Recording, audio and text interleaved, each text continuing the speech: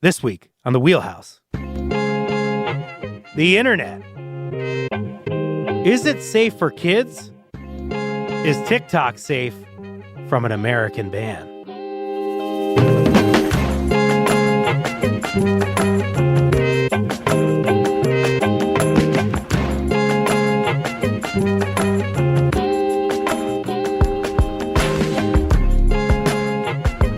For Connecticut Public, I'm Frankie Graziano. This is The Wheelhouse, the show that connects politics to the people. We got your weekly dose of politics in Connecticut and beyond right here.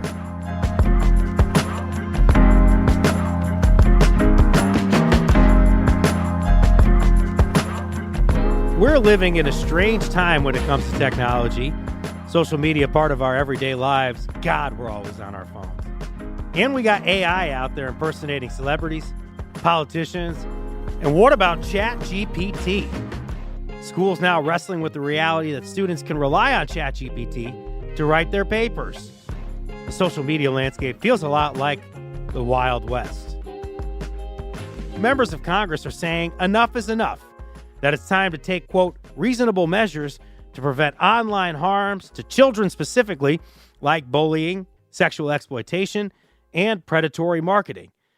But they're finding it difficult to strike a balance. After all, the internet can be both harmful and a lifeline for young people.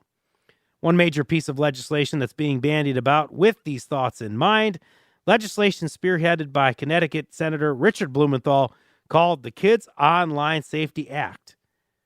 Later on in the show, is a TikTok ban really on the horizon?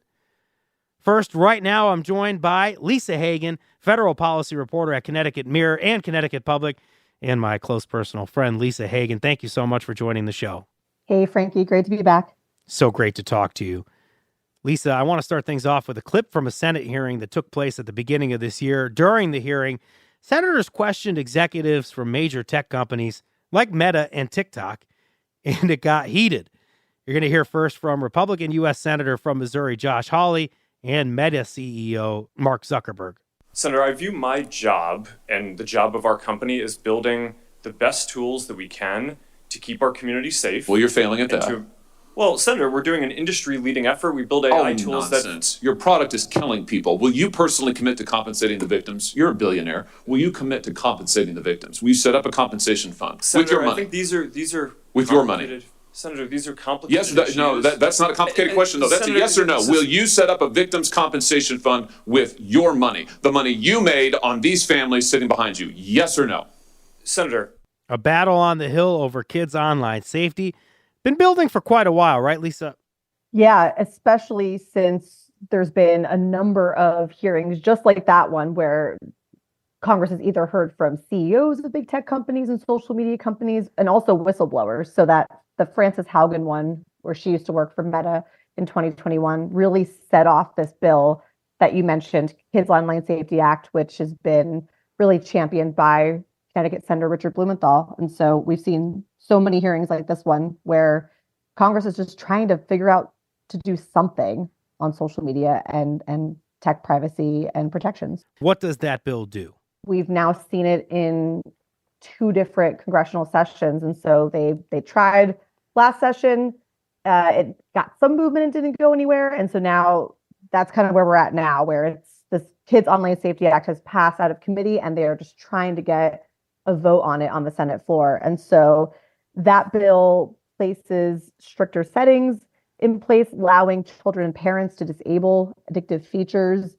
It would also require tech companies to do an audit, an independent audit, to figure out the risk to minors. And then probably the most controversial and changing part of this legislation was the legal, quote, duty of care. And so that really places the burden on social media companies and these tech companies that are used by minors to protect them. And so the enforcement mechanism on that has really changed quite a bit, and we can definitely get into that. But that's kind of the general gist of the Kids Online Safety Act. Blumenthal on the bill. Who else is sponsoring it with Blumenthal? It's him and then Republican Senator Marsha Blackburn from Tennessee. So they've really taken the lead on this, at least on the Senate side. It has gotten a lot of co-sponsors. That's kind of where we've seen it. The biggest movement on this bill was back in February. So earlier this year, they got enough co-sponsors, support from both parties to be able, if it were to go to a vote on the Senate floor, it would pass. And it also got a formal endorsement from Senate Majority Leader Chuck Schumer. So having leadership backing it is always a good sign in terms of them wanting to be able to get it forward, though we haven't seen a vote on it on the floor. And then there's also on the House, there is a Florida congresswoman who is championing the House version of the Kids Online Safety Act. So that's kind of where it stands. I've been sensing a but coming. Why hasn't there been a vote? It is unclear at this point. And I think Richard Blumenthal has also been trying to really get momentum for this and has seen momentum for this. It's just really hard in this climate in Congress and especially in election year to get votes on standalone bills. It's basically the focus of Congress has been on getting must-pass legislation through, whether that be on government funding, and we saw a delay on that from last year bleed into this year. They're going to have to pass government funding again this fall. The Farm Bill has stalled quite a bit. They need to pass that and reauthorize it in the fall. There's been other must-pass bills that have had to get through. And so we just saw Congress do FAA reauthorization, a big aviation bill, and that basically the spring. And Blumenthal tried to get the Kids Online Safety Act into that bill. But basically what happened was anything that was non-germane, that was irrelevant to aviation, didn't get included in the bill. So that was the biggest push most recently this spring, was trying to get COSA added to a must-pass bill, and they were unable to, as well as other online and social media measures. Why has Senator Richard Blumenthal, why have lawmakers from Connecticut been so closely tied to this effort? Definitely the Frances Haugen testimony really moved the needle for Blumenthal. I mean, Blumenthal, in his capacity as both a U.S. Senator, but also as a former state attorney general, consumer issues have been, I think, a core issue for him. And I mean, it runs the gamut for him, whether it be on now he's investigating Boeing CEO, and then he's also looking into investigations on Coast Guard. So, I mean, he really helms a lot of committees where he's doing investigations. But yeah, I think consumer safety and protections have been a big one for him. And I think that's where the internet and social media and online protections have kind of fallen into that bucket for him. Two names you don't normally see together would be Marsha Blackburn from Tennessee, the Republican senator, and Democratic senator from Connecticut, Richard Blumenthal. But they are supportive of this effort, this bipartisan legislation. Who is not supportive of this legislation? I don't know if I know names necessarily who are adamantly opposed to it from a lawmaker's perspective. We can get into the outside criticism of the bill and concerns of it. There's a lot of bipartisan support, or seeming bipartisan support, of doing something and regulating social media companies and tech companies. Again, it's just really hard to get legislation through in Congress. And so I'd say there's more support than, vehement opposition to this. Has there not been enough discussion on this topic? I think at a committee level, there's been a lot. I mean, it had to get through committee last session, and then because they had to basically start from scratch this session, it went through committee. And so there's been a lot of talk through committees. This has come up at every single hearing where there's been a whistleblower who's worked for a social media company. At that hearing you played where Mark Zuckerberg was testifying. So this has come up a lot. It just hasn't gotten any floor action, hasn't moved to the Senate floor. And so I don't think really heard robust debate on it in terms of all of the whole Senate and the entire Senate, but definitely on a committee level, this has been talked about. It's just really hard to move stuff through Congress currently. There were concerns that the act would have a detrimental impact on kids in the LGBTQ plus community. Why is that, and what are the concerns? That has been a big sticking point throughout the few years that this bill has come up. It has been largely LGBTQ plus groups, trans rights groups, specifically of parents, civil liberties groups, digital privacy groups. They have been worried that this would effectively be a censorship bill. The lawmakers, including Blumenthal, have sought to rebut that, but they fear that it would be censoring children and minors, not allowing them to be able to access critical information, especially for those within the LGBTQ plus community. They fear that it would be politicized as well. And so that's what I was alluding to earlier, that pretty big change that got through most recently in the bill was that originally enforcing that duty of care would come from states' attorneys general. And there was a fear that they're elected officials and they have political agendas. And the fear would be that they would use that to say, hey, that thing that kids are looking up is inappropriate. They would be deciding what is appropriate and inappropriate for children to be searching online. And now the bill says only the FTC can enforce that. And so that got some groups that were opposed to this bill on board.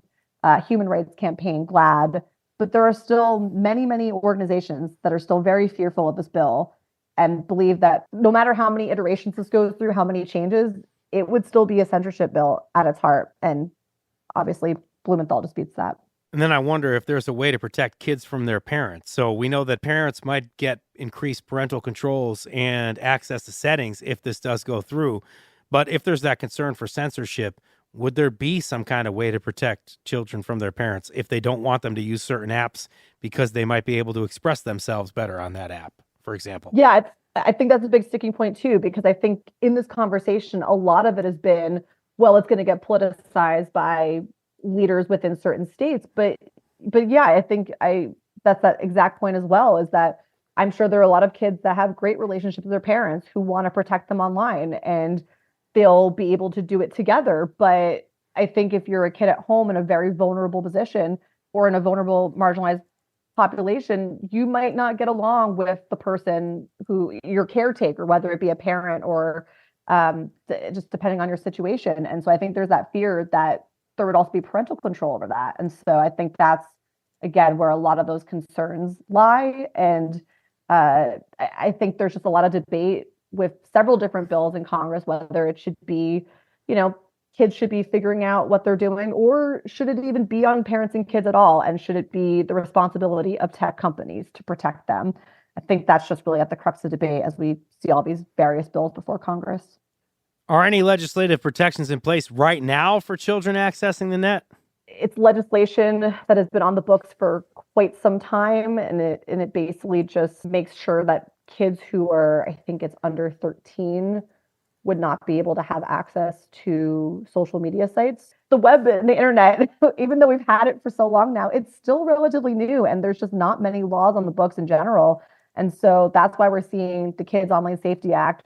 We're seeing COPPA 2.0, that law that's already on the books, it'd be updating that. So COPPA 2.0 would ban targeted advertising for kids who are ages 13 to 16. Congress hasn't regulated this in quite some time.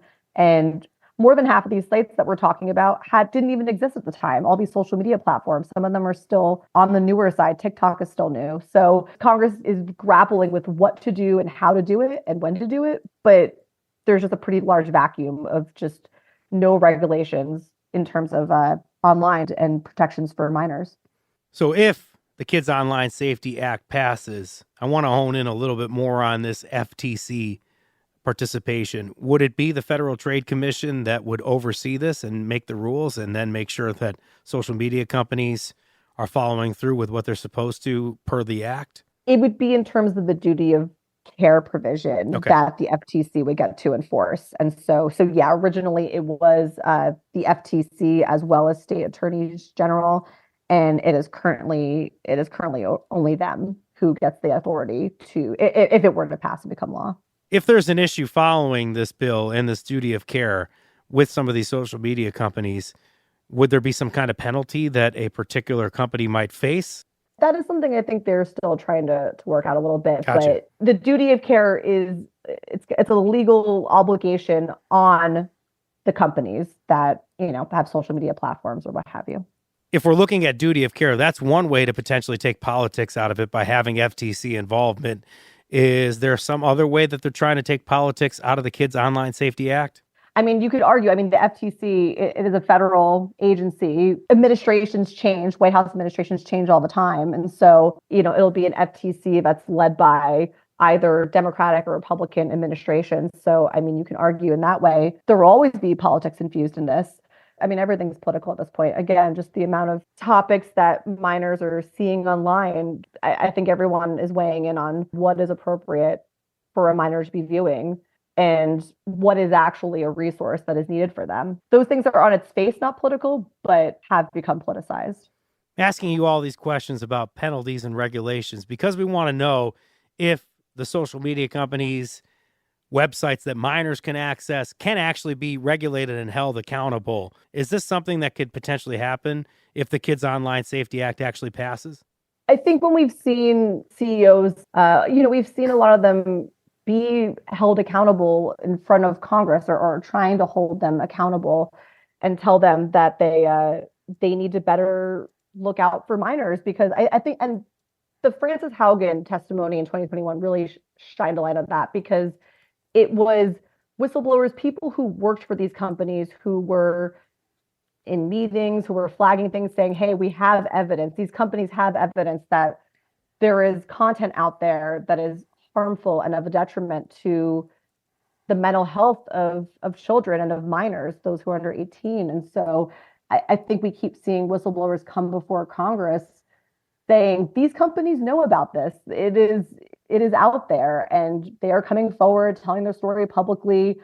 If I remember correctly, that hearing with Mark Zuckerberg, he did apologize. They're here. You're on national television. Would you like now to apologize to the victims who have been harmed by your product? Show them the pictures. Would you like to apologize for what you've done to these good people? The lawmakers kind of forced them to apologize because there were parents in the room whose children have suffered from this. They are largely trying to hold them accountable and I think also empower parents and children to be able to curate their social media platforms in a way that works for them and is suitable for them. You know, this bill is focused on users who are under 18, but there's a lot of people in Congress who are generally supportive of it, but they want everyone protected. They want adults included in this. And so I think that's where some opposition comes, not necessarily opposition to the crux of the bill, but they want protections for everyone because, again, Congress hasn't done anything on this issue in years. So there's a lot of different ways that people want to get at this. I think there is a desire to get something done. It's just what, when, and how, and then the lingering concerns from outside players who are very focused on this. So I think the most helpful thing we could do at this point is to not necessarily have you put on your prognosticator's hat, but just to help us understand a timeline of events where lawmakers are actually working at the federal level over the next few months. Help us understand what it looks like, factoring in the fact that a lot of these folks are going to be campaigning as well. So when might they get to work on any kind of standalone bill? Yes. So we are currently, Congress is in session now, and then every year they get an August recess. So that takes out all the weeks in August. Typically they come back to work in September and then they work for, most of the fall. Because we are in a presidential election year or just an election year in general, they're off all of October. So we are now, the amount of weeks is really dwindling. So anytime basically before August, they could decide to hold a standalone vote on this bill. There's currently no plans to. I don't know if they will. And then once you get past August, Congress has to pass government spending bills. They need to fund the government again. And then they have the farm bill. That's all the same deadline around late September. So potentially their best chance of doing anything on whether it be COSA or COPPA 2.0 or any other tech bill is potentially adding it into one of these bills. That's still extremely hard and probably unlikely to happen given the nature of how hard it is to even fund the government currently. Adding things in that are kind of, again, non-germane, that might just make it that much more difficult. And then that basically brings you to the election in November. So there are limited weeks, there are limited avenues for them to do this. And then once you get past the election, maybe their best place is doing it in a lame duck before there's a new Congress and then there's a new administration. So that is kind of the timeline, and there are not many weeks left to do this. We'll stay tuned to see if this act gets set back in motion in the coming months. You can follow Lisa Hagen's work on ctmirror.org and ctpublic.org. After the break, we're honing in on one app in particular, TikTok. Is the ban actually in our future? And if so, why? It's coming up next You're listening to The Wheelhouse on Connecticut Public.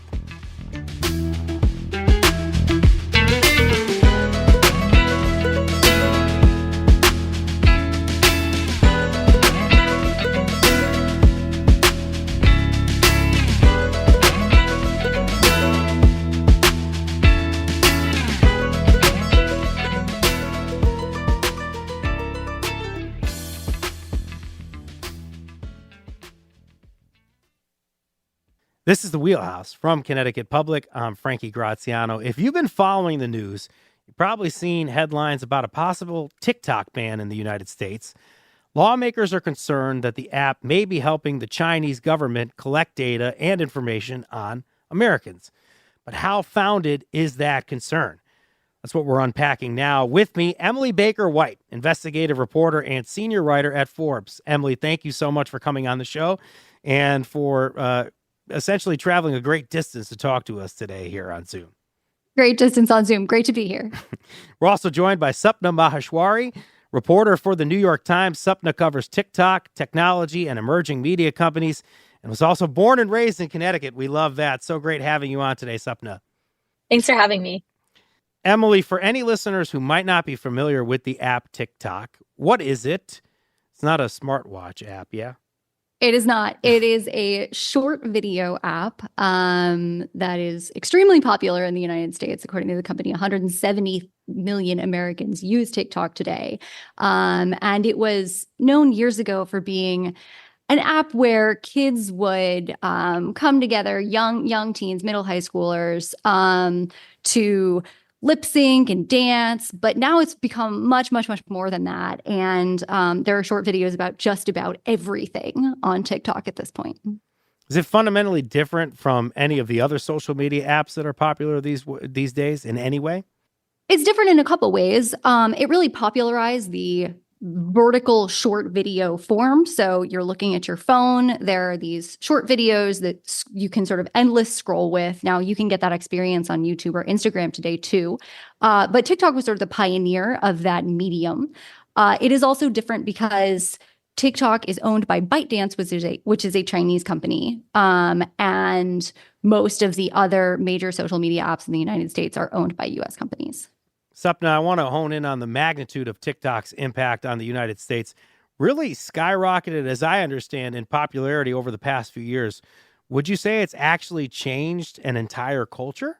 Yeah, I think you can look at a lot of different places where TikTok has influenced the culture. I've been to malls in the US where Abercrombie or Lululemon will put up signs saying, the TikTok dress is gone or the TikTok purse is in stock. There are still malls in the United States. That too. And I think that, with music, I interviewed Meghan Trainor last summer who talked about how it, essentially revived her career. The big dispute between TikTok and a major record label this year was a huge deal. All of a sudden people's videos went silent, but artists really rely on it these days to launch themselves, to launch their music. I think we're seeing TikTok recipes go viral. There's just so many different parts of American life, from the cinema to books, where TikTok has this huge influence as a marketing vehicle. And I think it often trickles down to millennials and older generations and other forms, but you see a lot of the sort of zeitgeist there. I can see now you at the Crystal Mall in Waterford and somebody annoying you and your daughter for an autograph or something like that. So please be respectful if you see Sapna out in the wild. The company that owns TikTok you just mentioned is ByteDance, facing a lot of scrutiny from the United States government. Why is that? So, of course, TikTok is owned by ByteDance, this Chinese company, and this has been really the bane of TikTok's existence in the U.S. There has been oversight from the government for years and really concerns around whether TikTok can share data on its U.S. users with the Chinese government, or if it could somehow share propaganda from the Chinese government to American users. There's been this years-long debate between TikTok and the US government over these concerns. TikTok says it's totally unfounded. They have come up with a whole system in the US to essentially address these concerns. But the US government has said basically that it's not enough. Can you help us understand, Emily, when it all started? Sure. So in 2019, the Committee on Foreign Investment in the United States, which is an interagency panel in the executive branch of the government, started looking at the fact that ByteDance had bought another app known as Musical.ly, which was this teen lip syncing and dancing app. And CFIUS, the Committee on Foreign Investment in the United States, which I will not spell out again, CFIUS has jurisdiction to look at acquisitions that could affect national security in the United States for whatever reason. And CFIUS was worried that ByteDance acquiring this old app, Musical.ly, could pose a risk to the U.S. for sort of two main reasons. And Sapna touched on these already. One is that it could be used by the Chinese government. The Chinese government could force ByteDance to spread propaganda in the U.S. The other concern was that the Chinese government could force ByteDance to collect and then turn over information about U.S. citizens to the Chinese government. And so CFIUS started investigating this acquisition, started negotiating with ByteDance way back in 2019. This was, of course, under the Trump administration. And since CFIUS is an executive branch body, it was a bunch of Trump administration folks doing that negotiation. Now, of course, you may remember the Trump administration tried to ban TikTok through a series of executive orders. That ended up getting blocked by the courts, but the CFIUS negotiation continued. And TikTok and ByteDance came to CFIUS with a plan, and they said, all right, here's what we're going to do. The concern is that there's a law in the books in China that says the Chinese government can force any Chinese national or any Chinese company to do its bidding. And the person or the entity is in no position to say no. There's no due process. You can't challenge that if you're a company in China. You just have to do it. And so what TikTok and ByteDance wanted to do was essentially stick like driver carries no cash stickers on all of their Chinese employees and say, these people won't be able to access the data you want, Chinese government. So you can go shake them down, but it's not going to make a difference if they can't access that data. This was like a pretty interesting, cool idea to try to get around the Chinese government trying to weaponize its entire population to sort of serve the Chinese state. The problem is, and we can get more into this if you want to, but like the way that TikTok and ByteDance are entwined, and this isn't malicious, it's just like how tech companies work.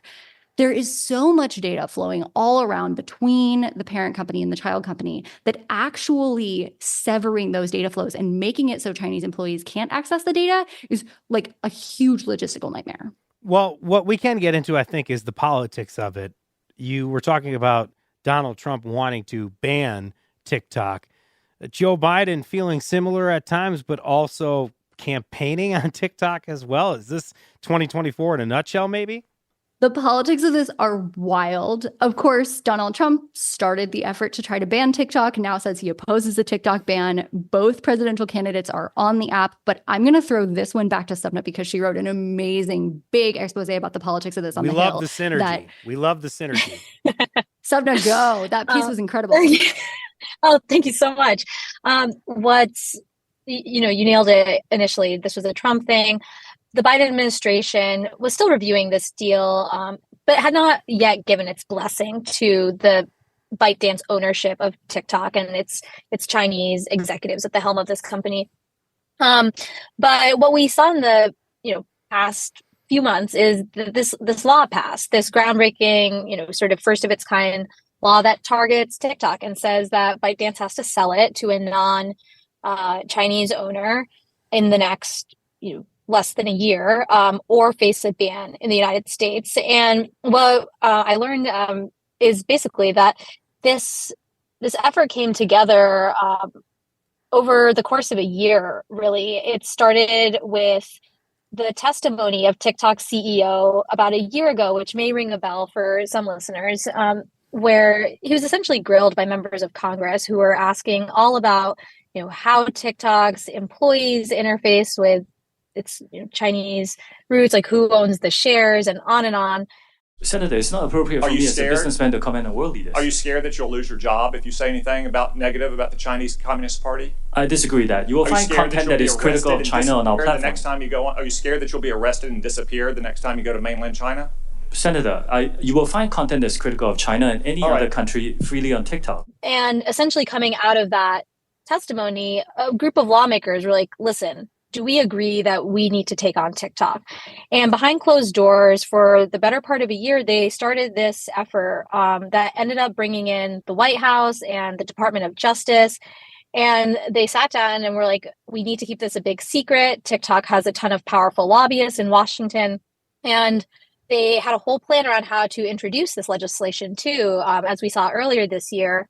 And what they found was huge bipartisan support on both sides of the aisle, where people felt strongly that there were risks with TikTok being owned by a Chinese company that simply couldn't be addressed in any other way than this sort of a law. How are they fighting back now? This is all going to play out now in court. So the big thing to note is, so when Trump tried to ban TikTok in 2020, this effort was shut down in courts. What happened in the creation of this law is the Justice Department, the White House, the involvement of all these different officials, they're looking at the ways courts shut this down in the past, and they tried to solve for that.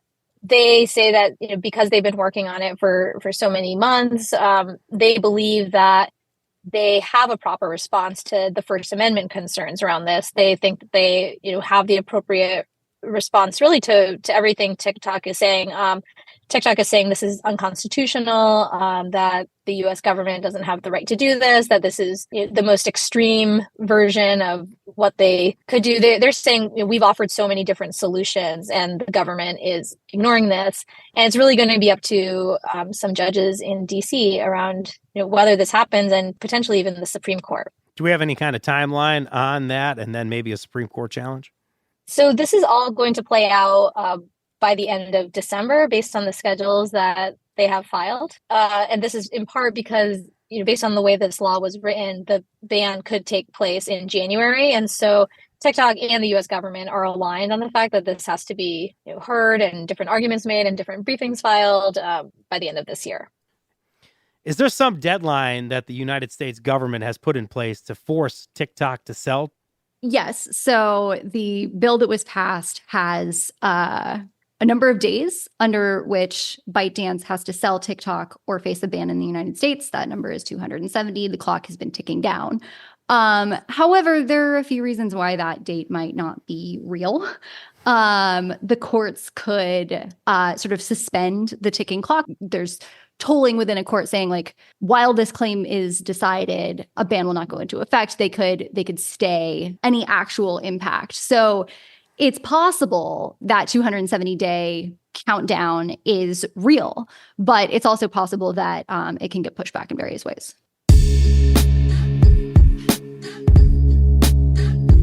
From Connecticut Public Radio, this is The Wheelhouse. I'm Frankie Graziano. Coming up after the break, how the upcoming presidential election could heat up the conflict between the United States government and TikTok. And are politicians worried that a TikTok ban might sour voters? Stick with us. You're listening to The Wheelhouse on Connecticut Public.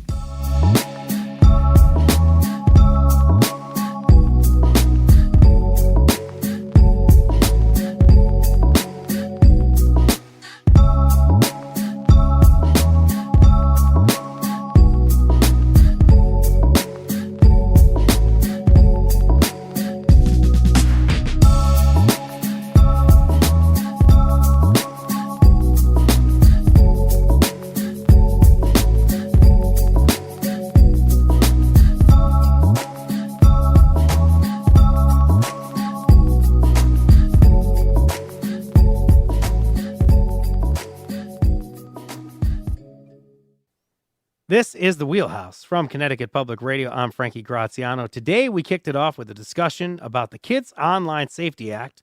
It's a piece of legislation that aims to protect children from internet harm. Now we're talking about TikTok, a hugely popular app in the United States. TikTok's parent company, ByteDance, is under scrutiny from the U.S. government. Lawmakers are concerned that the app could interfere with the upcoming presidential election. Still with me to talk about how that could happen, Sapna Maheshwari, reporter for the New York Times, and Emily Baker-White, investigative reporter and senior writer for Forbes. After a national security briefing earlier this year, one Connecticut lawmaker, Senator Richard Blumenthal, had a grave warning about the app. TikTok is a gun aimed at Americans' heads. That was U.S. Senator from Connecticut Richard Blumenthal, a rather intense version of Richard Blumenthal, saying that TikTok could play a really devastating role in the upcoming presidential election.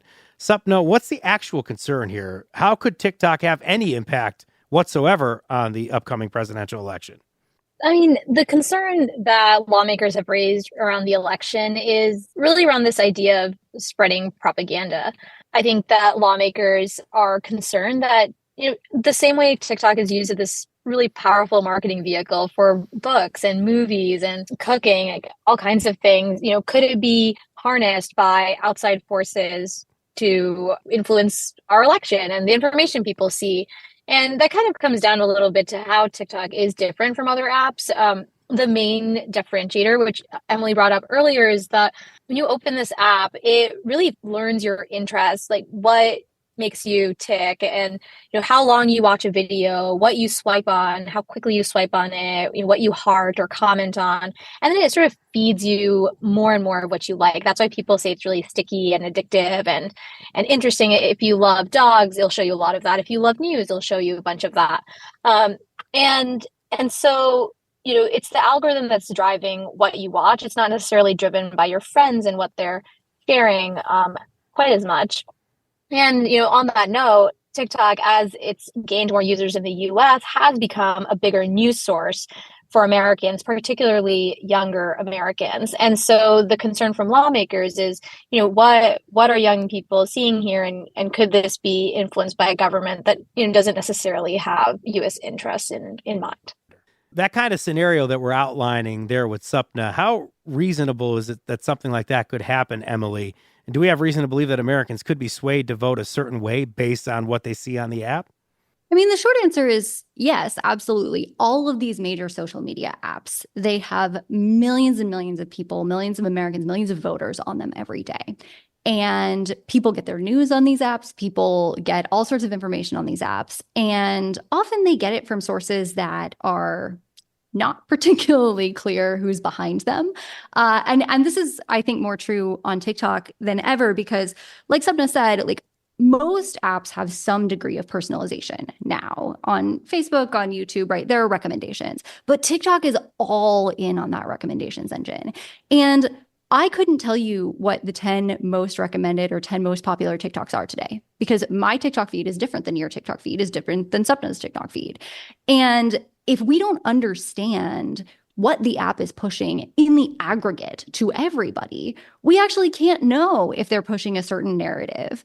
And having that kind of transparency is really important to even assessing the question you just asked. Like, is this app having an impact on the election? Almost certainly yes, because any app of its size that contains news and content recommendations is going to play a role. The scary thing is we actually don't know what that rule is because the app isn't transparent about it. What could election tampering look like on the app? Would it be maybe fake news? This is for both of you. Propaganda? What are some examples of what we could see? There's the idea of sort of foreign influence. There's the idea of domestic influence, right? Like one of the biggest problems on this app, and this is a problem on Instagram and YouTube too, is that the app says that any sort of influencer content that pushes a certain narrative and that is made by someone who's paid to say that message has to be disclosed, right? But if Joe Biden pays me $500 on the street to go make a TikTok saying vote for Joe Biden, TikTok doesn't know that I got paid. And so TikTok can't enforce its own requirement that there be disclosure about these political statements. And so it's really hard to figure out when people are paying other people to push political messages. And that, like I said, is actually a problem across the apps. It's not just TikTok, but TikTok is so big and so reliant on influencers that it's probably a bigger problem on TikTok. It could look like, telling people to stay home from the polls or saying incorrect dates for voting. I mean, the nightmare scenario that lawmakers think about and talk about is ByteDance using its internal control of TikTok to push propaganda.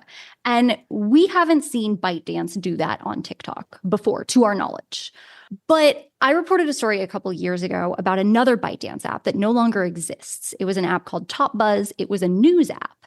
And people who worked on that app told me that at the time, this was 2018, 2019, 2020, ByteDance actually did occasionally push news items. They would sort of pin them to the top of the feed that they were getting from China, and that the people who worked on them described it as sort of a sort of soft propaganda. These weren't like Xi Jinping on top of a tank, but they were like pandas and like, here's why you should, move your startup to China type of stuff.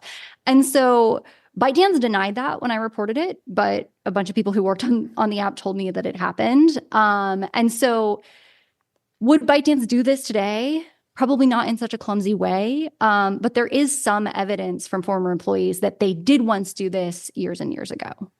Sapna, ByteDance is headquartered in China, right? So help me unpack whether there's any prejudice toward China or racism kind of underscoring this fight.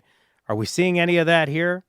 I mean, I think that there are definitely times in the discussion around TikTok and ByteDance where we have seen evidence of racism or racist rhetoric in the questioning of Shou Chu, the Singaporean who is the CEO of TikTok. I think some lawmakers have certainly asked him questions that were really not delivered appropriately.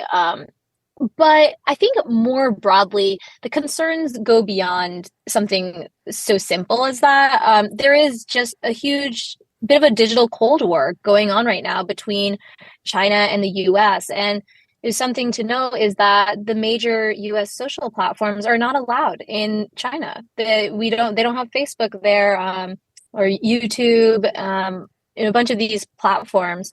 And that has come up, quite a bit in this discussion. There's certainly a race between China and the US around artificial intelligence and a whole host of different things right now. And I think with the lawmakers I've spoken with, the concern is China does not necessarily have the best interests of the US at heart.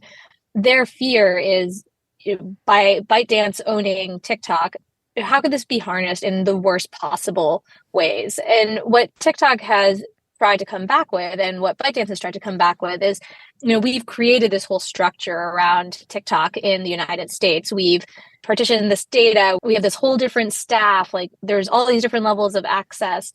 And so, they hear the concern. TikTok isn't saying these are crazy ideas. They're saying, listen, we hear you and we've spent all this money to try and solve these issues. To put it shorter, while we have certainly heard racist rhetoric raised at times in this discussion, I do think that this goes well beyond that. So there's concern about how China is acting in this digital war and their Chinese government, but not necessarily about ByteDance. Or is there concern about how they may be or may not be tracking user data, Emily? Yeah, there's definitely been concern about ByteDance misusing U.S. user data in the past. And there's been a sort of string of issues where the company has made optimistic statements about how secure data is currently. And this started several years back. And they would say, oh, we have access controls. It's not a problem. All data is housed in the United States. And in 2022, I wrote a big story based on a big leak showing that there were people in China accessing US user data all the time. Those people weren't necessarily using US user data for nefarious purposes. They were just using it to do their jobs.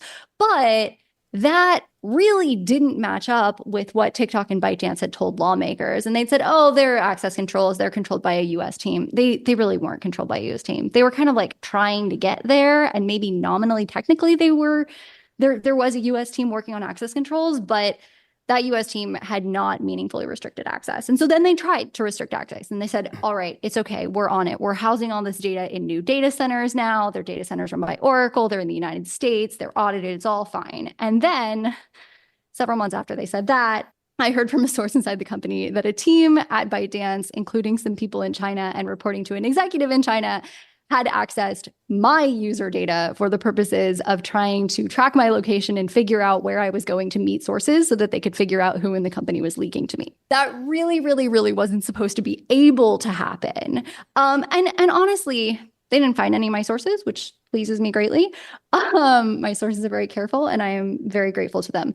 But if they could do this to me, if people in China could access my data that way, people in China could theoretically also access the data of Chinese dissidents living in the United States or people in the US military and other people who we really don't want their private information, like their location data, accessible to people in China.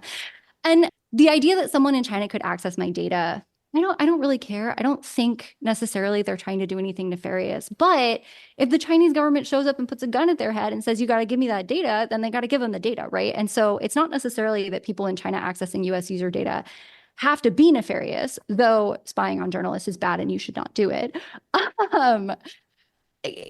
Just the fact that the data was accessible there means that driver carries no cash sign doesn't work anymore. Yeah, I want to leave my posts and get as far away from this conversation as I can after hearing something like that.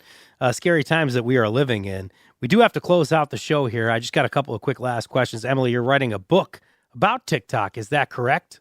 We don't have a release date yet, but the book will tell sort of the story of TikTok, the company, from its early days and its expansion into the United States through the sort of global superpower tug of war over this app, which is playing out right now. It's still happening. And the Chinese government wants to retain control for ByteDance of the TikTok recommendations algorithm. The US government is saying, nope, that doesn't work for us. We're going to ban TikTok. There are really serious constitutional issues here that Sapna sort of alluded to before, but like the US government has never tried to ban a major social media app before. And there are millions and millions and millions of people who are using this app to communicate in ways that are somewhat different than the way they communicate on other apps. And there's no better explanation of that than looking at the fact that both presidential candidates who have both at various points in their lives said we need to ban TikTok because it's a national security risk. It's still such an important vehicle for getting out their own speech that they're both campaigning on it. And so we're really into uncharted territory here. If the US government bans TikTok, what's to stop them from banning other apps down the line? It's the end of this story is going to put us in a place that we've never been before legally. We're already in that place. And just looking at the effect that this will have on the international internet going forward is sort of one of the questions that I hope to answer in the book. That's it for today. A great conversation about the extremely complex technological landscape in the United States. We were lucky enough to have some amazing experts on the show. Thank you so much for your expertise. Sapna Maheshwari, reporter for the New York Times. Sapna, thank you so much for being on our show today. Thanks. And thank you to Emily Baker White for joining us all the way from California, investigative reporter and senior writer for Forbes. Emily, great to chat with you. Thanks so much.